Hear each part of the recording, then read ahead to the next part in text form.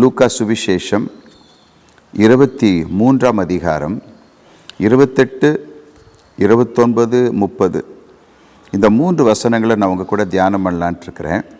குறிப்பாக அந்த 28ஆம் வசனம், ஆண்டவராக இயேசு கிறிஸ்து தம்முடைய சிலுவையை சுமந்து கொண்டு அந்த பாடுகளை அவர் அனுபவிக்க ஆரம்பிக்கிறார். அந்த நேரத்தில் அவர் வாயிலிருந்து புறப்பட்டு வந்ததான வார்த்தைகள் நல்ல கவனிங்க.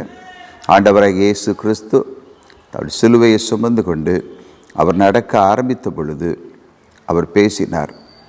ஒரு காரியத்தை பார்த்து பேசினார், ஒரு காட்சியை பார்த்து அவர் பேசினார். அது என்ன காட்சி அப்படின்னா, அவருக்கு பின்னால் திரளான கூட்டங்களும் அழுது புலம்பிக் கொண்டு வந்ததான ஒரு சில பெண்களும் காணப்பட்டார்கள். நல்லா கவனிச்சுட்டு வரீங்களா? நல்ல கவனமாக இதை கேளுங்க. நிச்சயமாக இந்த வார்த்தை உங்களுக்கு ரொம்ப பிரயோஜனமாக இருக்கும். அவர் தம்முடைய சிலுவையை சுமந்து கொண்டு புறப்பட்ட போது, அந்த பாடுகளை சந்திக்க, அந்த வேதனையான நேரங்களை சந்திக்க புறப்பட்ட போது திரளான ஜனங்கள் இருக்கிறாங்க. அதில் குறிப்பாக அநேக பெண்கள் அவரை பார்த்து, அவர் பட்ட பாடுகளை பார்த்து, அவர் பட்ட அடிகளை எல்லாம் பார்த்து அழ ஆரம்பிக்கிறாங்க, புலம்பி அழ ஆரம்பிக்கிறாங்க. நான் வாசிக்கிறேன் பாருங்கள், ரொம்ப அழகாக போட்டிருக்கு. 27ஆம் வசனத்திலே ரொம்ப அழகாக போட்டிருக்கு. திரள் கூட்டமான ஜனங்களும் அவருக்காக புலம்பி அழுகிற பெண்களும் அவருக்கு பின் சென்றார்கள். திரளான ஜனங்களும் அவருக்காக புலம்பி அழுகிற பெண்களும் அவருக்கு பின் சென்றார்கள். ஆண்டவராக இயேசு கிறிஸ்துவின் பாடுகள் எப்படி இருந்திருக்கோம் அப்படின்னு நம்முடைய கண்களுக்கு தெரியல இல்லையா? ஏன்னா நம்மில் ஒருவரும் அதை பார்க்கலை. ஆனால் அன்றைக்கு இருந்தவங்க அதை கண்ணார கண்டார்கள். பைபிளில் கூட தீர்க்க தரிசன புத்தகங்களில் என்ன எழுதப்பட்டிருக்குன்னா, அவரை பார்த்தபோது நாம் விரும்பத்தக்க ரூபம் அவருக்கு இல்லை. அவருடைய முகம், அவருடைய சரீரம் எல்லாமே அந்த கேடு அடைந்திருந்தது, பிக்கப்பட்டிருந்தது. என்ன பிச்சு எடுத்திருந்தாங்க. இன்னும் சொல்லப்போனால் அவரால் அந்த சிலுவையை தொடர்ந்து சுமந்து கொண்டு செல்ல முடியலை. நீங்கள் மத்தேயு, மார்க்கு, லூக்கா இந்த 3 சுவிசேஷத்தையும் நீங்கள் படித்து பார்த்தீங்க அப்படின்னா, அங்கே அவருடைய சிலுவையை இன்னொரு மனிதனை சுமக்கும்படிக்கு வற்புறுத்துகிறாங்க. காரணம் என்னென்னா, அவர் பட்ட அடிகள், அவர் பட்டதான அடிகள். ஏன்னா அவரை தொடர்ந்து அடிக்கிறாங்க. அவருடைய சரீரம் பிக்கப்பட்டிருக்கு. வாரினால் அடிக்கும் பொழுது அந்த சதைகளெல்லாம் பிக்கப்படுது. ஒருவேளை நம்முடைய கண்களுக்கு முன்பு அதை சரியாக நம்மால் கொண்டு வர முடியலை. ஆனால் பைபிளில் எழுதப்பட்டிருக்கு, அவர் நொறுக்கப்பட்டார். அவரால் அந்த சிலுவையை சுமந்து கொண்டு செல்ல முடியலை. இந்த நேரத்தில் இந்த பாடுகள், அவர் பட்டதான அந்த அடிகள், அந்த இரத்தம் கசிகிறது, அந்த முள்முடி அவரை அழுத்துகிறது. சில பேர் சொல்கிறாங்க, அந்த முள் அவருடைய தலையிலே சூட்டப்பட்டதான அந்த அந்த அந்த முள்ளினால் செய்யப்பட்ட அந்த முடி இருக்குது பார்த்தீங்களா, அது அந்த முட்கள் அவருடைய கண்ணுக்குள்ளே கூட குத்தி வெளியே வந்துச்சுன்னா சொல்கிறாங்க. அது எப்படிப்பட்டதாக இருந்திருக்கும் அப்படின்னு நம்முடைய மனக்கண்களுக்கு முன்பு கொண்டு வர முடியலை. ஆனால் நிச்சயமாக நம்ம நினைப்பதை விட அது மிகவும் கொடுமையானதாகத்தான் இருந்திருக்க வேண்டும். நல்லா கவனிங்க. இப்படிப்பட்ட சூழ்நிலையில் அந்த பெண்கள் புலம்புறாங்க, அழுகிறாங்க. இவருக்காக இப்படி நடக்க வேண்டும், நன்மை செய்கிறவராகவே சுற்றி திரிந்தாரே, இவருக்காக இப்படி நடக்க வேண்டும் அப்படின்னு அவங்க புலம்பி அழும் பொழுது ஆண்டவர் அவங்கள பார்த்து சொன்ன வார்த்தை தான் நமக்கு இன்றைக்கி தியானம். ரொம்ப அழகாக ஆண்டவர் சொல்கிறாங்க 28ஆம் வசனத்தில், எருசலேமின் குமாரத்திகளே, நீங்கள் எனக்காக அழாமல் உங்களுக்காகவும் உங்கள் பிள்ளைகளுக்காகவும் அழுங்கள். கவனிக்கிறீங்களா? கவனிக்கிறீங்களா? அருமையான ஒரு வார்த்தைங்க. ஆண்டவருடைய பாடுகளின் மத்தியில் அவர் தம்முடைய வாயை திறந்து அந்த ஜனங்களோடு கூட பேசுகிறார். அதில் எவ்வளவு இரக்கம் இருக்குது, அதில் எவ்வளவு தயவு இருக்குது, எவ்வளவு காருண்யம் இருக்குது பாருங்க. எனக்காக அழாதீங்க, உங்களுக்காக அழுங்க. கன்சர்ன், அவங்கள குறித்ததான ஒரு பாரம். உங்கள் பிள்ளைகளுக்காக அழுங்க. கன்சர்ன், அவர்களை குறித்த ஒரு பாரம். இந்த பாரம் ஏன்? இதுக்கெல்லாம் காரணம் இருக்குது. ஆண்டவர் அவங்கள பார்த்து மனதுருகிறார். எனக்காக அழாதீங்கம்மா, ஆனால் நீங்கள் அழ வேண்டிய ஒரு காரியம் இருக்குது. உங்களுக்காக அழுங்க, உங்கள் பிள்ளைகளுக்காக அழுங்க. ஸோ இதுக்கு பின்னால் நான் என்ன பார்க்குறேன் அப்படின்னா, 3 முக்கியமான காரியத்தை பார்க்குறேன். நல்லா கவனிங்க பிரதர்ஸ், அன்பு ஊழியக்காரரே நல்லா கவனிங்க. முதலாவது, ஆண்டவர் அப்படி சொன்னதற்கு என்ன காரணம் அப்படின்னா, இவர்கள் ஆண்டவருடைய பாடு மரணங்களின் காரணத்தை அறியாதிருந்தார்கள். அவருடைய சரீரம் பிக்கப்பட்டதை பார்க்குறாங்க, அதனால் அழுகிறாங்க. அவர் படுகிற அந்த பாடுகளை பார்க்குறாங்க, அதனால் அழுகிறாங்க. ஆனால் அவர்களுக்கு ஏன் இந்த பாடுகளை அவர் படுகிறார் என்பது தெரியவில்லை. கவனிக்கிறீங்களா? அவங்களுக்கு அது புரியல. நமக்காகத்தானே இந்த பாடுகளை படுகிறாரு, நம்முடைய அக்கிரமங்கள் தானே அவர் மேலே வைக்கப்பட்டிருக்கு, நம்முடைய பாவங்களுக்காகத்தானே அவர் இப்படிப்பட்ட பாடுகளின் வழியாய் போகிறார் என்பது அவங்களுக்கு தெரியல. அப்படி அவர்களுக்கு அது தெரிஞ்சிருந்துச்சுன்னா அவர்கள் தங்களுக்காகவும் தங்கள் பிள்ளைகளுக்காகவும் அழுதிருப்பார்கள். கவனிக்கிறீங்களா? பாவம் எத்தனை கொடுமை உள்ளது, அதற்கு வரவேண்டிய தண்டனை எத்தனை கொடூரம் உள்ளது என்பதை இயேசு கிறிஸ்துவின் சிலுவையில் தான் நம்மால் பார்க்க முடியும். அன்பு நண்பர்களே, 2 காரியத்தை சிலுவையில் பார்க்கிறோம். ஒன்று, அவர் நொறுக்கப்படுவது, அவர் நியாயம் தீர்க்கப்படுவது, நம்முடைய அக்கிரமங்கள் அவர் மேல் வைக்கப்படும் பொழுது அவர் சந்திக்கிறதான் அந்த பாடு. தம்முடைய ஆத்துமாவையே மரணத்தை ஊற்றினார்னு எழுதப்பட்டிருக்க. இதெல்லாம் பாவத்துக்கு வர வேண்டியதான ஒரு தண்டனை எத்தனை அதிகமானது என்பதை நமக்கு காண்பிக்கிறது. கவனிக்கிறீங்களா? 2 சிலுவையில் நம்ம எதை பார்க்குறோன்னா, தேவனுடைய அந்த பரிசுத்தமான அன்பை பார்க்கிறோம். காரணம், எனக்கு வர வேண்டிய தண்டனையை தேவன் தம்முடைய குமாரன் மேல் வைத்து என்னை காப்பாற்றி இருக்கிறார். என்னால் தாங்க முடியாது, என்னால் வறுமையே தாங்க முடியலையே, என்னால் கடன் பிரச்சனையே தாங்க முடியலையே, எனக்கு வரக்கூடிய வியாதியின் கொடுமையை கூட என்னால் தாங்க முடியலையே, பாவத்துக்கு வரப்போகிற தண்டனையை எப்படி என்னால் தாங்க முடியும்? ஆண்டவராக இயேசு சொன்னார், நரகம் உண்டு, பாவிகள் நரகத்திலே பங்கடைகிறார்கள், அங்கே அழுகையும் பற்கடிப்பும் உண்டாயிருக்கும், அது வேதனை நிறைந்த இடம், அங்கே அவங்களுடைய புழு சாவதில்லை, அந்த நெருப்பு இருக்க அந்த அக்கினி அது அவிந்து போவதில்லை. இதெல்லாம் இரட்சகர் சொன்னதான வார்த்தைகள். நல்லா கவனிச்சுட்டு வரீங்களா? இவர்கள், இந்த பெண்கள் அழுததற்கு காரணம் அவருடைய வெளியரங்கமான பாடுகளை பார்த்து. ஆனால் அவர்களுக்கு தங்களுக்காகத்தான் அவர் இந்த பாடுகளின் வழியாய் போகிறார்ன்றது தெரிஞ்சிருந்துச்சுன்னா அவங்க ஆட்டோமேட்டிக்காக தங்களுக்காக அழுதிருப்பார்கள், தங்கள் பிள்ளைகளுக்காக அழுதிருப்பார்கள், கர்த்தர் தங்களை மீட்டு கொள்ள வேண்டும் என்று சொல்லி கதறி இருப்பார்கள். ஸோ ஃபர்ஸ்ட் ரீசன், அவங்க எதற்காக இயேசு கிறிஸ்து சிலுவையை சுமந்து கொண்டு போகிறார் என்பதை அறியாதிருந்தார்கள். 2வது ஒரு முக்கியமான காரியம், ஆண்டவராக இயேசு கிறிஸ்து தொடர்ந்து பேசுவதை பார்க்கிறோம். அவங்க ஆண்டவர் என்ன சொல்கிறாங்கன்னா, நாட்கள் வரும், அப்பொழுது பிள்ளை பெறாத மலடிகள் பாக்கியவான்கள் என்று கருதப்படுவார்கள். எல்லாரும் மலைகளுக்கு போய் மலைகளை எங்களை மூடிக்கொள்ளுங்கன்னெலாம் சொல்லுவாங்க. அப்படியெல்லாம் ஆண்டவர் பின்னால் சொல்கிறத பார்க்குறோம். அப்போ இதனுடைய அர்த்தம் என்ன? இவர்களுக்கு வரப்போகிற பெரிய ஆபத்தை குறித்த உணர்வு இல்லாதிருந்தது, அறிவில்லாதிருந்தது. கவனிக்கிறீங்களா?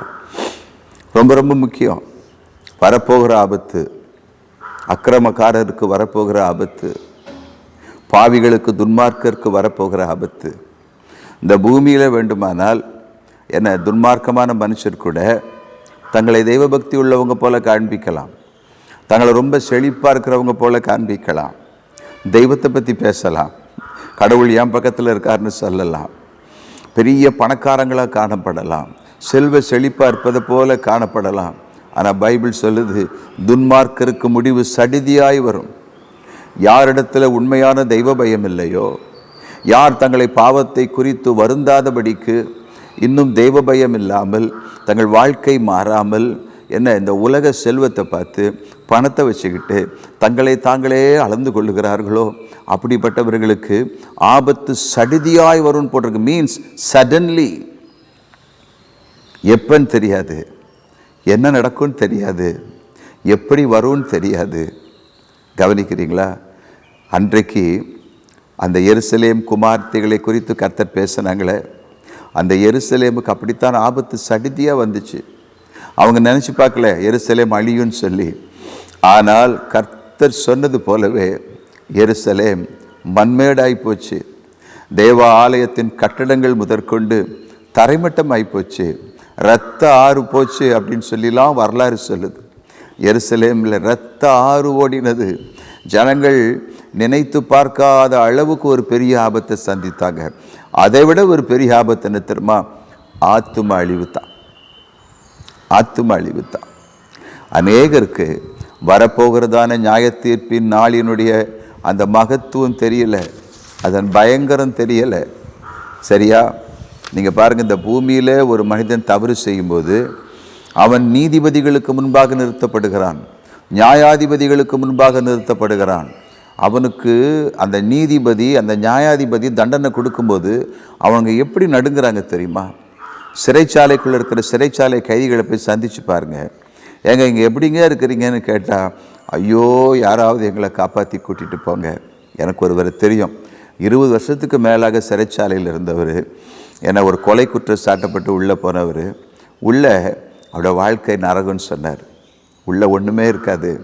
என்ன, இந்த பூமியில் இருக்கிறதானே இந்த சிறைச்சாலைகளே இவ்வளவு வேதனையை கொடுக்குமானால் எத்தனை பேர் பைத்தியம் பிடிச்சவங்கள ஆடுறாங்க. சில பேர் உள்ளே போய் இன்னும் தீவிரமாக இருதய கடினப்பட்டு பொல்லாத காரியங்களை செய்ய துணிகிறாங்க. ஏன்னா அந்த இடம் அவங்கள வித்தியாசமாக மாற்றுது.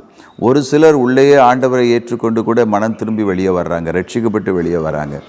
ஆனால் அநேகருடைய வேதனை என்ன? இங்கேருந்து வெளியே போகணுங்க, இங்கேருந்து வெளியே போகணுங்க.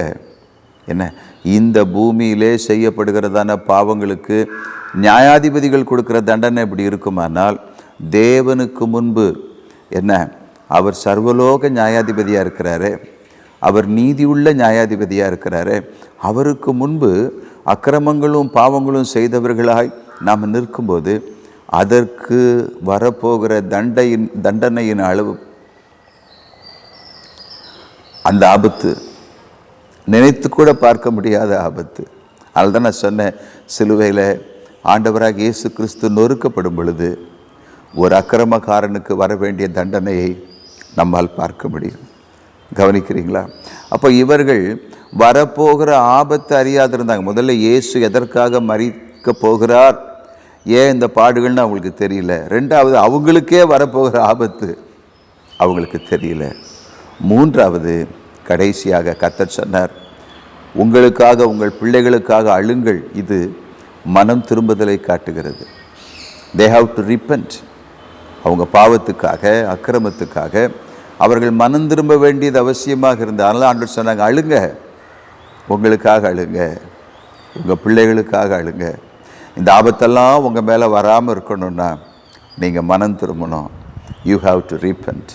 எத்தனையோ கிறிஸ்தவர்கள் என்ன இதெல்லாம் பைபிளில் படிச்சிருந்தும் கூட அதை பற்றி கொஞ்சம் கூட கவலைப்படுறது இல்லையே, அதை பற்றி கேர் பண்ணுறதே இல்லையே.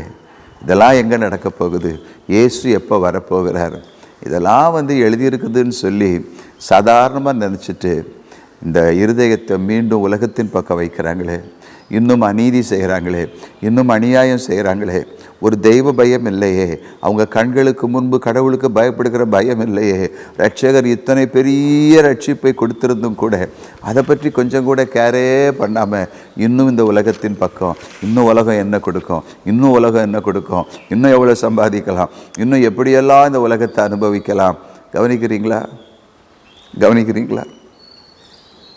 ஆண்டவர் இவ்வளோ பெரிய ரட்சிப்பை தம்முடைய மரணத்தினால் நமக்கு கொடுத்திருக்கிறாரு. அதை குறித்து கவலையற்று இருப்போமானால் தண்டனைக்கு எப்படி தப்பித்துக் கொள்வோம்னு எபிரேயராக்கியோன்னு சொல்கிறாரு. இன்றைக்கு எத்தனை பேருக்கு அந்த கவலை இருக்குது? எத்தனை பேர் ஆத்மாவை குறித்த கன்சர்ன் உள்ளவர்களாக இருக்கிறாங்க? எத்தனை பேர் நித்திய வாழ்வை குறித்ததான அந்த கவலையும் அந்த அந்த அந்த வாஞ்சையும் இருக்குது? எத்தனை பேர் சிலுவையை பார்க்கும் பொழுது ஆண்டவர் என்ன அக்கிரமங்களை சுமந்து தீர்த்தாரே, நான் கடைசி வரைக்கும் அவருக்கு பயந்து நடக்கணுமே நினைக்கிறோம். அநேக நேரம் கண்கள் உலகத்தின் மேலே வைக்கப்படும் பொழுது இந்த உலகத்தை எப்படி அனுபவிக்கலாம், எப்படி வாழலாம், இன்னும் எப்படி சம்பாதிக்கலாம், இன்னும் எப்படி செலவு பண்ணலாம், சம்பாதிக்க வேண்டியது அவசியம், அதற்கு கடமை. செலவு பண்ணுவது தவறு இல்லை. ஆனால் நம்முடைய இருதயம் இந்த உலகத்தின் ஆசாபாசங்களால் நிரம்பும் போது கர்த்தரை ருசிக்க முடியாது. கர்த்தர் நமக்காக செய்த காரியங்களை நினைவு கூற முடியாது. ஆகையினால் பிரியமான சகோதர சகோதரிகளே, இந்த வசனத்தை கேட்டுட்ருக்கிற என் அன்பு கர்த்தருடைய பிள்ளைகளே, ஆண்டவர் சிலுவையிலே பட்ட பாடுகளை நீங்கள் பார்க்கும் பொழுது உங்களை குறித்து கவனமாக இருங்க, உங்களை குறித்து எச்சரிக்கையாக இருங்க. எல்லாரையும் பட்சபாதம் இல்லாமல் நியாயம் தீர்க்கிற தேவனைத்தான் அப்பா, பிதாவே என்று நாம் அழைக்கிறோம். நம்முடைய கிரியைகளை அவர் பார்த்து கொண்டிருக்கிறார். இந்த பூமியிலே வாழும் நாளெல்லாம் தெய்வ பயத்தோடு அவருக்கு பயந்து வாழ்வான். யார் என்னை பார்க்கிறா, நான் யாரை பற்றி கவலைப்படணும்னு நினைக்காம அந்தரங்கத்திலும் பார்க்கிற ஒரு தேவன் இருக்கிறார். அவர் தம்முடைய குமாரனை நமக்காகவே நொறுக்கினார். நாம் மீட்கப்படும்படிக்கு இயேசு கிறிஸ்து ஒப்பு கொடுக்கப்பட்டார். நாம் ரட்சிக்கப்பட்டு தேவனுடைய பிள்ளைகள் ஆகும்படிக்கு நம்முடைய இரட்சகர் தம்முடைய ஆத்துமாவை மரணத்திலே ஊற்றினார். இதெல்லாம் கவனிக்கணும். அந்த பெண்கள் இயேசுவை குறித்து கவலையோடு கூட இருந்தாங்க. ஓ மறிச்சிட்டாரே, ஓ அவரை அடிச்சிட்டாங்களே, அவரை கொன்னுட்டாங்களே, அவரை கொலை செய்துட்டாங்களே. அவங்களுடைய கவனமெல்லாம் அவர் மேலே தான் இருந்தது. ஏன்னா அவங்க கண்களுக்கு முன்பு இது நடக்குது. அதனால் அவரை பற்றி கலங்குனாங்க. ஐயோ நல்லவராச்சே, நன்மை செய்கிறவராச்சே, எல்லாருக்கும் சுகம் கொடுத்தாரே, எல்லாருக்கும் நன்மை செய்தாரே, ஒரு தீமை கூட அவர் செய்யலையே, அவர் எப்படி அடிக்கிறாங்களே, அவர் எப்படி கொடுமைப்படுத்த, எல்லாருக்கும் வர்ற எண்ணம் தான். ஆனால் ஆண்டவர் சொன்னார், அது உங்களை மாற்றாது. அது நமக்கு வரக்கூடிய ஒரு பாரம்தான். நம்ம கர்த்தரை நினைக்கும் பொழுது இன்றைக்கும் நமக்குள்ளே அந்த ஒரு பாரம், ஒரு கண்ணீர் வரத்தான் செய்யுது. ஆனால் அதை பார்க்கிலும் அது எதற்காக அவர் பட்டார், ஏன் அவர் அடிக்கப்பட்டார், ஏன் அவர் சிலுவையை சுமந்தார், ஏன் அந்த பாடுகளெல்லாம் அவர் மேலே வரணும் அப்படிங்கிறத நம்ம நினச்சா நம்ம உடனே மனம் திரும்புவோம். உடனே அழுது மனம் திரும்பி நம்முடைய இரட்சகரை விசுவாசிக்க ஆரம்பிப்போம். அதுதான் அவர் நம்முடைய வாழ்க்கையில் எதிர்பார்க்கிறவன்று. ஆண்டவர் என்னத்தை எதிர்பார்க்கிறார்? ஆண்டவரையே நினைச்சு புலம்புவதில்லை. காரணம், அவர் மரித்தது உண்மைதான், ஆனால் 3ஆம் நாள் உயிரோடு கூட எழும்பியிருக்கிறார். புரியுதா? அவர் சீஷர்ட்ட தானே சொன்னாங்க, மரிப்பேன் ஆனாலும் நான் மீண்டும் உயிரோடு கூட எழும்புவேன். ஆகையினால் அவர் உயிரோடு கூட எழும்பி இன்றைக்கு தேவனுடைய வலது பக்கத்தில் என்ன சர்வ வல்லமை உள்ளவராய் சகல அதிகாரம் உடையவராய் வீற்றிருக்கிறார். நாம் புலம்பணும், அழணும் அப்படின்னா நம்முடைய பிள்ளைகளுக்காக அழணும். இந்த கடைசி நாட்களில் வாலிப பிள்ளைகள் தவறுவதற்கு எவ்வளோ வாய்ப்பு இருக்குது தெரியுங்களா? இன்றைக்கு போதை பொருட்களுக்கு, இந்த கஞ்சா, குடி போன்ற போதைகளுக்கு சர்வ சாதாரணமாக பிள்ளைகள் அடிமையாகிடுறாங்க. கையில் உள்ள செல்ஃபோனுக்கு சர்வ சாதாரணமாக அடிமைப்பட்டு போயிடுறாங்க. இன்னும் எத்தனையோ சொல்ல முடியாத பாவங்கள் பிள்ளைகளை சூழ்ந்து அவர்களை அடிமைப்படுத்தி கொண்டிருக்கிறது. என் அன்பு நண்பர்களே, என் அன்பு கர்த்தருடைய பிள்ளைகளே, நம்முடைய பிள்ளைகளுக்காக அழ வேண்டும். இந்த பொல்லாத உலகத்திலிருந்து கர்த்தர் அவர்களை காப்பாற்றும்படிக்கு நம்ம கண்ணீரோடு மன்றாட வேண்டும். ஸோ நமக்காகவும் நம்முடைய பிள்ளைகளுக்காகவும் நாம் அழ வேண்டிய ஒரு தருணத்தில் இருக்கிறோம். கடைசி நாட்கள் என்ன, 30 வருஷத்துக்கு முன்னால் இருந்தது போல் இன்றைக்கு இந்த உலகம் இல்லை, தமிழ்நாடு இல்லை. என்ன, நான் ரட்சிக்கப்பட்ட ஆரம்ப நாட்கள் இருந்தது போல் இன்றைக்கு தமிழகம் இல்லை, நம்முடைய இந்தியா இல்லை. எல்லாமே வேகமாக வளர்ந்துக்கிட்டு இருக்குது. என்ன, தொழில்நுட்பமாகட்டும் எல்லாமே வளருது. இவைகள் எல்லாமே பாவத்தை ரொம்ப அருகில் கொண்டு வந்துருச்சு. சீக்கிரமாய் பிள்ளைகள் கெட்டுப்போவதற்கான வாய்ப்புகள் அதிகமாக இருக்குது. ஆகையினால் உங்களுக்காகவும் உங்கள் பிள்ளைகளுக்காகவும் அழுங்கள் என்று ஆண்டவர் சொன்னது போல அழுவோம். வரப்போகிற ஆபத்து எப்படி இருக்குமோ நமக்கு தெரியாது. ஏற்கனவே அமெரிக்கா ஈரான் யுத்தம் ஆரம்பிச்சிட்ருக்கு. So be careful. கர்த்தருடைய வருகை சமீபமாக இருக்குது. ஆகையினால் உணர்வடைந்து ஆத்தும மீட்பை குறித்து கவலை உள்ளவர்களாய நம்முடைய ரட்சிப்பு நிறைவேற பிரயாசப்படுவோம். ஜெபிக்கலாமா? பரிசுத்தமுள்ள எங்கள் பரலோக தகப்பனே, இன்றைக்கு எங்களோடு கூட நீங்கள் பேசிய உம்முடைய வார்த்தைகளுக்காக நன்றி சொல்லுகிறோம். ஆண்டவரே, எனக்காக அழாதிருங்கள், உங்களுக்காகவும் உங்கள் பிள்ளைகளுக்காகவும் அழுங்கள் என்று சொன்ன வார்த்தையை தியானித்தோம். உணர்வுள்ள ஆண்டவர், எங்களுக்கு அவசியமான வார்த்தையப்பா. கர்த்தர் தாமே இந்த வார்த்தையின்படி நாங்கள் எல்லோரும் எப்பொழுதும் விழித்திருந்து உமையே நோக்கி பார்த்து உம்மை பிடித்து கொள்ள கிருபை செய்தருளும். எல்லா துதியும் கனமும் மகிமை நாங்கள் உங்களுக்கு ஏறெடுக்கிறோம். எங்கள் இரட்சகர் இயேசு கிறிஸ்துவின் நாமத்தில் ஜெபிக்கிறோம் எங்கள் நல்ல பிதாவே. ஆமேன், ஆமேன். So God bless you. Bye-bye.